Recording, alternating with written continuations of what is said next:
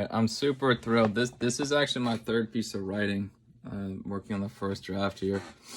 I wrote it while I was housed on peaceful protest for about 3.5 months to hopefully bring awareness to unnecessary violations and overly stringent conditions are released that result in those unnecessary violations and make up a quarter of our prison population. And people that don't violate, lots of times overdose. And that's kind of where I'm at. So I think I'm going to take 10 or so minutes maybe and just talk about what's happened to me, and like we can use me as the totem or whatever it is, like the perfect example of why this type of housing for 3.5 months, this type of violation, these overly stringent conditions of release are just toxic for our community. So I think I'm gonna sign off here and we'll do the audio and I'll throw up some pictures to save some data or whatever. And hopefully you'll listen, man, because I'm really just tired. I'm really just tired of my friends dying needlessly. I'm tired of our state spending money hand over fist and having to be a tax burden federally. I'm tired of waking up knowing that, I could have done more for my friends to make Vermont a better place. So I'll sign off really quickly. And you can check out my website for more information. You can check out my professional Facebook or the Instagram that I used to blog on and do lectures and things like that. And then hopefully we can work together to make Vermont a little bit of a better place. All right, so probably about 3 years ago, I was working for Vermont Foundation Recovery with my good friend Andrew, who's gone out of his way for probably over 10 years now to help run recovery residences. And recovery residences used to be called sober houses, and sober houses were like basically some guys that had been in recovery for a while would get together and rent out a home and then rent out to some dudes and kind of help people like they'd been helped with their sponsorship families kind of stay sober and maybe make a little bit of money or just kind of scrape by and do it kind of for the good of the recovery community. And then kind of when I came into recovery in 2015, a lot of really cool stuff happened with, rapid access to MAT, with our district court starting their first drug treatment court, our head district judge getting appointed, a new generation of kind of probation officers that went out of their way to kind of keep people in the community and prevent that first kind of incarceration to allow community rehabilitation for nonviolent drug offenders, basically. There was like a very concerted, focused effort on kind of, helping people with substance use disorder and avoiding unnecessary incarceration that really started in 2015 when I got arrested. And I did about 6 years in the federal criminal justice system, and my probation officer was hounding me for like a year for early termination. I was like, I don't want to disrespect our head district judge. He set the timeline. I'm happy, doing as I'm told for now. And that was a lot of the kind of changes that happened from 2015 to 2019, when Vermont did a lot of cool things with rapid access to MAT and access to safe usage and information on safe drug usage. Vermont's done a lot for fatal overdose. They've done a lot to avoid unnecessary incarcerations with things like restorative justice programs and the pretrial services program and Tamarack that Becky Pemberthy, who trained me, helped start, and that John Strout, who trained me, is continuing to do. They've increased things to court diversion and allowed people to have expungements without asking, so you can be eligible for court diversion even after your first attempt at it, rather than a Tamarack scenario, depending on what the offense is. They have re-entry coordinators, which is I was trained in case manager by a woman named Samantha Warwick, and Samantha Warwick was a case management and psychology professor who was a probation officer for 30 years, and that was one of her things, was a coordinated re-entry, relocation, and stuff like that to help people who had been incarcerated re-enter in the community and succeed. And I can tell you firsthand how many people showed up at my doorstep with little support, in those early years that I was in the game, 2016, 17, 18, where I had to, scramble to try to get these people to have, social supports and stuff in the community, which is kind of what a coordinated reentry is about. But that's kind of like the timeline of kind of like the stuff that kind of was happening. And I started advocating. I took a course in CCV, I think in 2019. And a woman named Kelly Scrunk, who does this professionally in Pennsylvania and was teaching a CCV trained me to do this and used to have like hour-long conversations with me at least once a week about my advocacy efforts. And that's when I started looking for crisis beds for people in recovery homes. And that's when Andrew and Dave Regal started going to National Alliance of Recovery residences and trying to make this more professional instead of just some guys that were renting out to some people in Alcoholics Anonymous. They started trying to get certified and stuff. And when I was like, okay, well, I have a degree here. What can I do? And the big problem that I see was crisis beds. And Andrew would kind of just let me go crazy on that for like 10 hours a week, and I'd bill him for something like one. That's what I was doing. And I came up with this really complex flow chart from, okay, you go to COTS, and then you go to this, and then you go to that, and you go to this. And it's just, the crisis bed still wasn't there because people would relapse, people would make a mistake, and then they'd have to rent a hotel room, and then they'd end up drinking, or if they didn't have the money for a hotel room, then they have to ask them to leave their friends. And without the coordinated reentry or without community supports and stuff like that, a lot of time, people end up sleeping on their buddy's couch that has the drugs, it's just difficult to have like a good sound crisis bed in place. And then even if they're able to have that, if they're fortunate enough to have that without kind of social support or something like expanded public inebriate access, when they're referred back to our program because they take the night away from the house, so Andrew and I, whomever, can kind of get on the same page of how we work together as a house to help the person.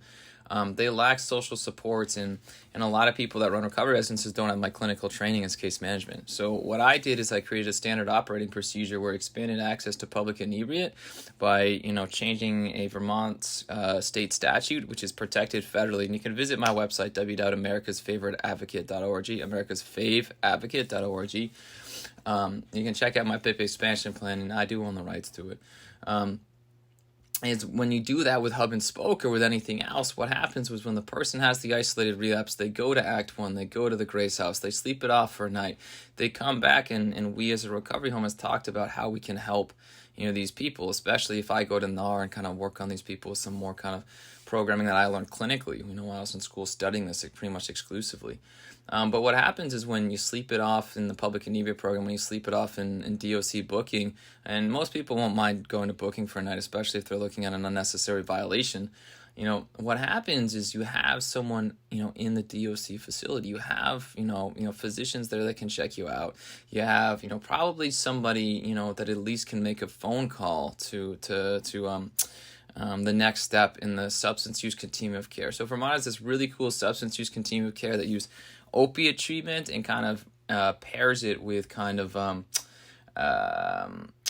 intensive outpatient, which is like group counseling 3 times a week, and then individual counseling and detoxification services, and then rehabilitation or inpatient treatment, inpatient rehab, because you can't just like use once. You can't like even binge drink and have a crisis bed. ASAM has this national standard of what it takes to get into a inpatient rehabilitation residential treatment facility, and they have that because one, it's our tax money, and two, it's just if you don't meet the standard to go there, then you shouldn't go there, and you can probably pay for it with private insurance. I'm not sure how that works with the availability of beds, but if you're on something like Medicaid, you have to meet the ASM criteria because we the people are paying with our taxes, and those taxes basically equate directly can help other people that need it more. So there's ASAM national criteria. If you don't meet that criteria, you can't get the bed in residential treatments. And what happens when you can't get the bed is we had to make people homeless. And it was just a sad fact. And we'd see the same people in 6 months, be like, okay, I guess we're going to try this again. It's like, well, and I was like, well, if someone's just relapsing every 3 to 6 months, if that's their cycle, like, mania or anything else, like, what's wrong with them just having a crisis bed for a night? And I set up the continuum of substance use continuum of care. So the person would relapse, and then they'd get referred to IOP, and they go through IOP, and then they'd be fine. Or the person would relapse, and they go through IOP, and then they'd relapse again in IOP. And then, my understanding of it at the time, the way that I wrote that, is because you've had a relapse in IOP, and because IOP isn't working, then you can make the referral. The house manager can have you, with their SOP, can have you call residential treatment facility, and you can get into rehab almost immediately. So rather than having the person, homeless on the street using drugs every day till they overdose, or until they hold someone at gunpoint for their fix, they use once, they sleep it off, they go into IOP, they use again, then suddenly we get them into rehab. And like, this is what I've set up, that works perfectly with hub and spoke and other things that Vermont's worked very, very hard to set up. in 2019 by talking to everybody. I'm talking about youth prevention services for the homeless. I talked to everybody in Chittenden County over the course of 3 months before I wrote my brief, before I wrote my proposal. It's available on my website. And then I advocated for another year talking to 2 other different counties primarily. Nobody had a better idea, and there just isn't a better way.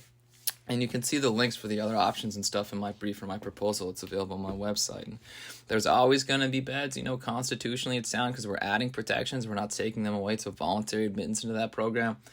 And then with the budget, we almost immediately will see something like $10, $15, $20 million in savings with pre-existing infrastructure. And within 3 years, we're saving something like $40, $60 million because we basically are able to close a private prison contract. Because right now, we have a private prison contract in Michigan that's just no good for anybody, if you hear me talk about criminal justice reform. To get those people back with their families, with contact visits, to have meaningful lives in the community outside of prison with their kids, with their sport, with their, passions outside of using drugs or breaking the law, or friends outside of those criminal deviant subgroups, those friend groups that think it's okay to break the law and use drugs or whatever, or enjoy it. What happens by eliminating that private prison contract is we can probably dramatically reduce recidivism by something like 95 down to 70. Because right now, state recidivism statistics, not specifically in Vermont, are something like 95%. So if you walk out of a jail in Vermont or a prison in Vermont, you're at 95% chance within 7 years to reoffend, 50% chance within 5 years. Those are rough statistics based on other state systems. Vermont's probably a little bit lower. But in the federal criminal justice system, what happened in 2015, you see recidivism within 5 years drop down from like 66 to 50%. And that's even before, the new generation of probation officers and our head district judge and the new way that the DEA investigated in the U.S. Attorney's Office prosecuted, happened in 2015. And in Vermont, probably our recidivism probably dramatically lower than even 50%. But you can see how avoiding the original incarceration, or being more lenient with sentencing and allowing people to rehabilitate themselves in the community, with probation, working with people like me to keep people in the community and get people treatment when they need it, changes, recidivism from 66 down to 50. So by eliminating the private prison contract, you have some of those same social supports, even if you're here at home in a Vermont state correctional facility instead of a private prison in Michigan. When those are like things like family and work furlough, which I've talked about work furlough for years. But basically by that simple statutory change, what happens is and it's not ideal, but every agency in Vermont suddenly gets on the same page like this. Suddenly we have every designated agency, every law enforcement officer, every person that works on substance use. We have all those different agencies, all those different employees, all those different people, all on the same page with one simple statutory change. And by my estimation, we can prevent something like 30 fatal overdoses every year. We'll save within 3 years $40 million per year, and eliminate something like 400 to 500 unnecessary violations of conditions of release. Because, when somebody has an isolated relapse, and Tom Dalton at Vermont for Criminal Justice Reform talked about this for years, even before I was on it, I started talking to Tom and Uli down at freaking Act 1, and they're like, you should look at public inebriate, Kyle, just here in Chittenden County. And then I did, and I was like, this can be used in our state, this can be used nationally, and this works perfectly, and I don't have to change the law surrounding Medicaid acceptance and ASAM and all that garbage to get my clients a week stay. All I can do is change one statute, and I did that about 3 years ago. And then I was at wit's end, and I felt the need to protest, and now I'm going to talk about that. So I'm just going to pause this right now, and we'll talk about everything that's happened to me since my peaceful protest in Montpelier. And I think I beat it into to the ground why I would bring a safely stored firearm, why would I do things constitutionally, and that type of stuff. But I'm not going to go there.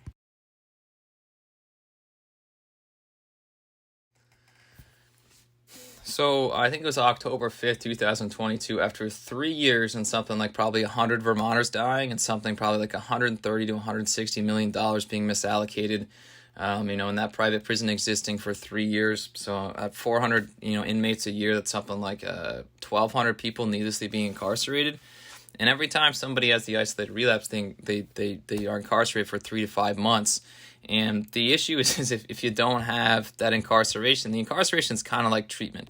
Because treatment is difficult for an isolated relapse. That's what I'm trying to say if you're in an abstinence-based program.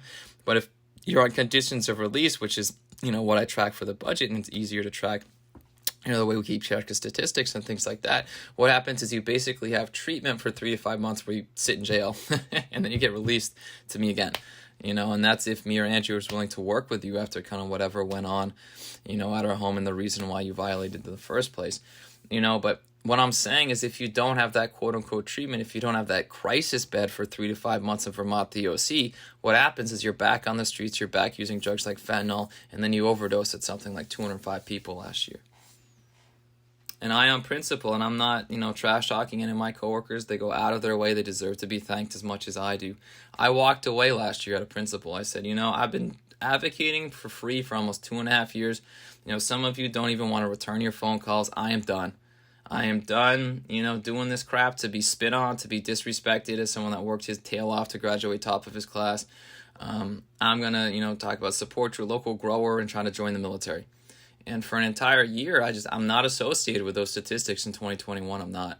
I'm sorry, but I walked away out of principle, and we were at an all-time high, 205 fatal overdoses, opiate overdoses. And then the budget this year is something like $8 billion.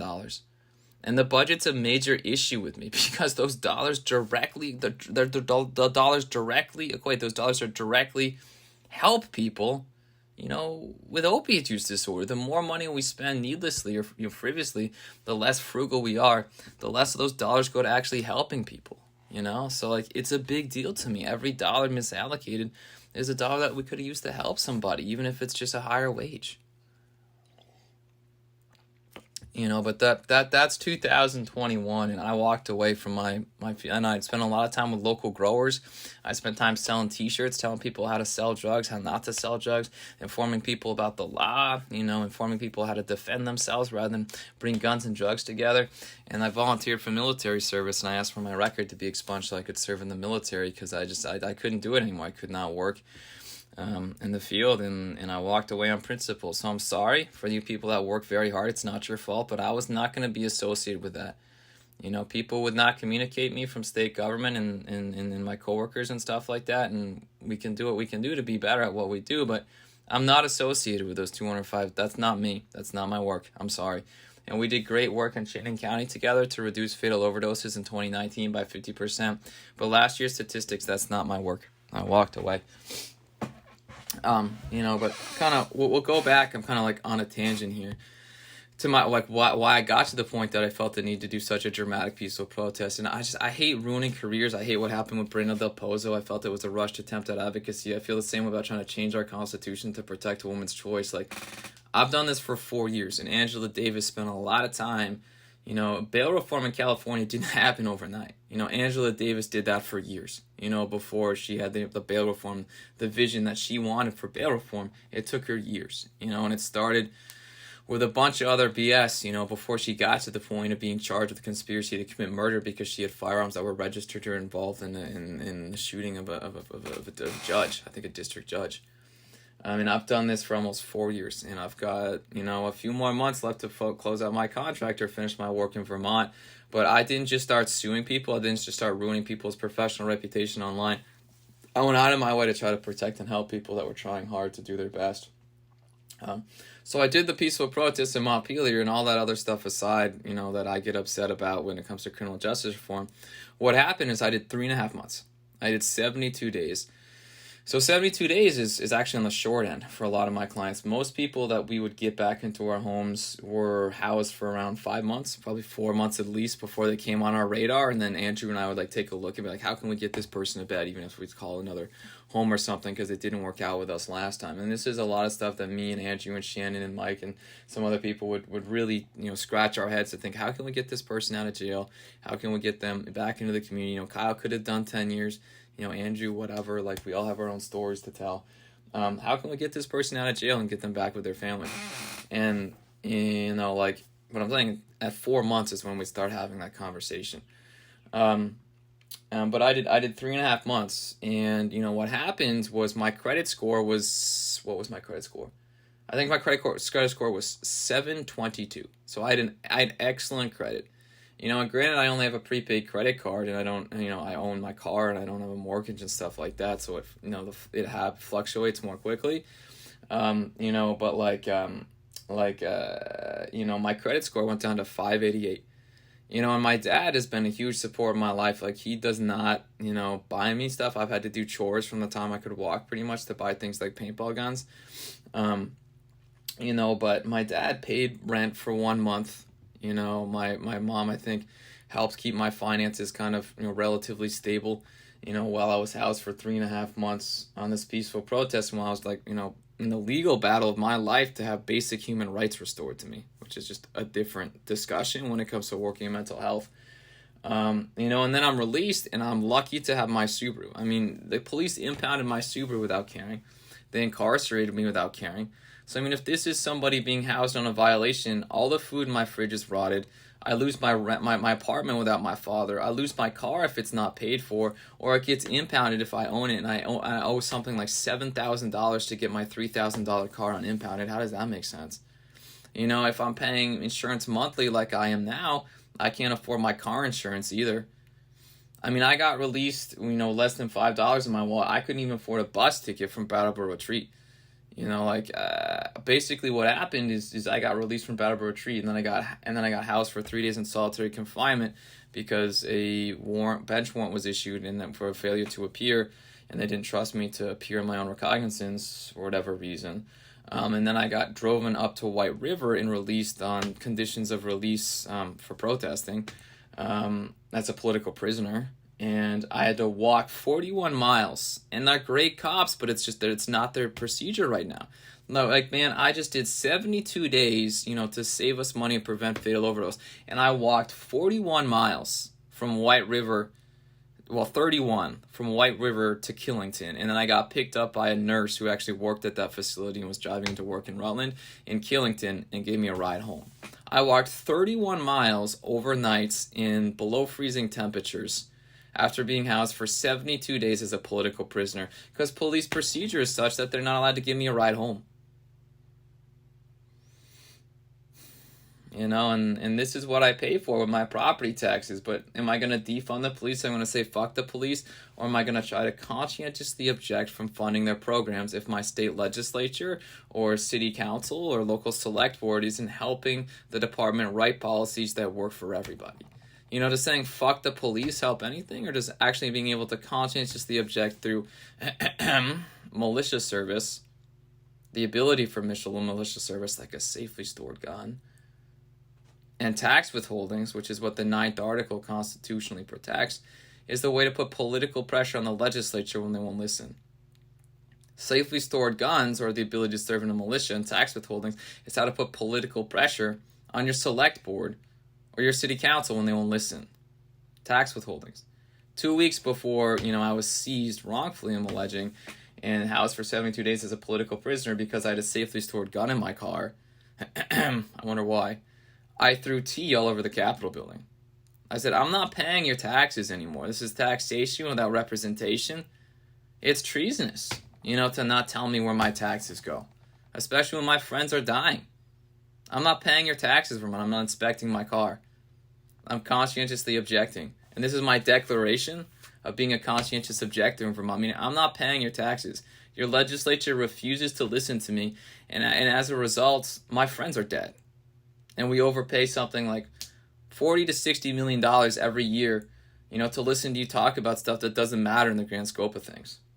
So, this is my Montpelier Tea Party. This is my declaration of saying, I'm not paying your taxes if you continue not to communicate with me. You have 30 days to communicate with me, or I'm withholding my taxes. That's my right to bear arms, not keep arms. But I get released, and my credit score is what? Is 588. I would have lost my car, all that other stuff with the impound. I would have lost my apartment. How do I get released if I don't have an apartment? I have to call Andrew, right? And I get released into a halfway house, especially if I'm on furlough, because I don't have another option. How do I get in? Well, I have to have Burlington Probation and Parole give me $1,000 check. And then when I get behind in rent, because the conditions of release are so stringent to help me, but I go into the house and I have to do 7 meetings a day, then I have to do all this for probation and parole, I have to do all this stuff for the court. I basically have a full-time job, bro. My conditions of release are so stringent that I can't do my sport, I can't run. I can't skate at the rink. I can't go see my dad in Chittenden County. I can't, visit other counties. I can't go for hikes, with my German roots. Like, I don't want to get into it, but this is not healthy for my psyche. I'm basically on solitary confinement. I'm talking on the walls in my apartment because I don't have friends. I don't have any social supports. My roots are not being respected, so I can't, hike in the woods, which is therapeutic for me, who's someone who identifies as German and in my ancestry. I have nothing but the cyber community, which I see over and over and over again. My friends post stuff on the cyber community that involved in the criminal justice system, right before they reoffend. And then I have a motion right now in the local court that says police shouldn't have probable cause to violate me just because I say something that's suspicious on Facebook. They should come talk to me. If they're worried about me reoffending, if they're worried about me relapsing, then they should come talk to me. If I'm okay with law enforcement coming to talk to me, I shouldn't be violated needlessly. Because I see people post on the cyber community all the time because they're on furlough, all the time because they don't have friends that are doing stuff other than sell drugs. But how can I hang out with my friends that don't sell drugs if I can't go to the rink? How can I hang out with friends, that don't sell drugs if I'm not allowed to go to Chittenden County where I'm from? Now, how can I be okay psychologically if I'm basically housed in segregation, solitary confinement, and I can't even hike in the woods? I mean, these are the conditions of release that have been put upon me, and the state of Vermont actually expects me to succeed.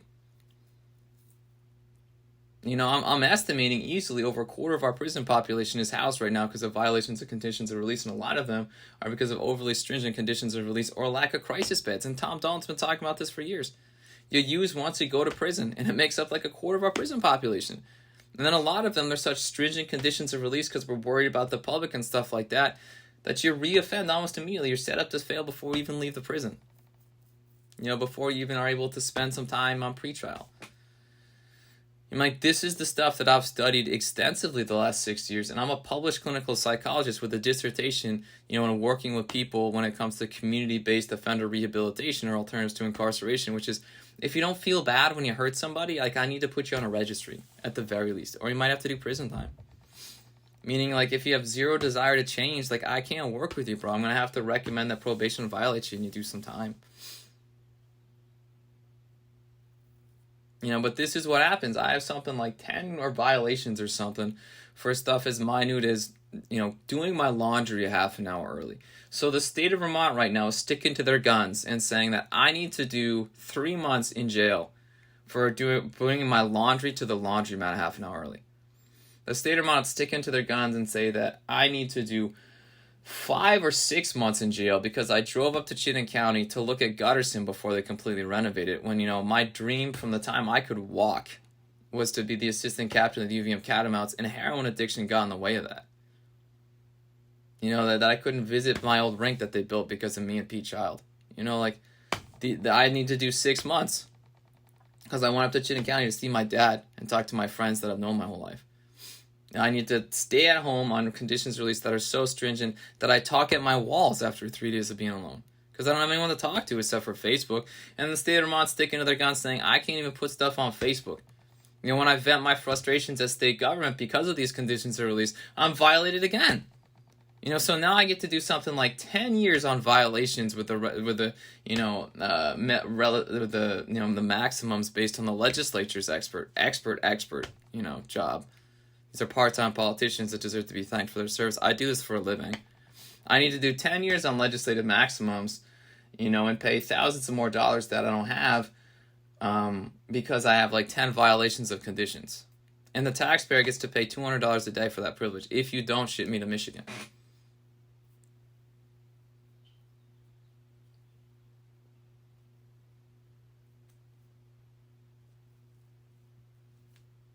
So I need to do 10 years of prison time, and now I'm a category 5. So I sold drugs at a pretty high level. I did it pretty safely. My prescription pad wasn't great. I sports shot and I carried a handgun for self-defense. And actually it was a pretty effective way to safely sell drugs, honestly. And when it became an issue, DEA and ATF stepped in, and I'm glad they did. And I don't advocate for that now. I think I'll help train people in MMA if they feel the need to defend themselves. But I sold heroin at a very high level. And I'm a very smart guy. And if I reoffend because I can't work, say, what happens? I'm a category 5 offender, bro, because of violations. Meaning instantly my points in the criminal justice system quadruple. Meaning instead of, getting another second chance to rehabilitate in the community, instead of doing maybe 12 months or something because I'm a smart guy, I don't want to sell heroin like I used to, suddenly I'm doing 5-10 years because of the points that I've accumulated because of all these unnecessary violations. Every violation I get is an offense. If I have 5 more offenses or something like that, you'd have to look at the sentencing table. I'm a category 5. I'm a career criminal according to the state of Vermont. And next time I catch a federal case, my points will probably be quadrupled. Meaning I'm not going to get a third chance.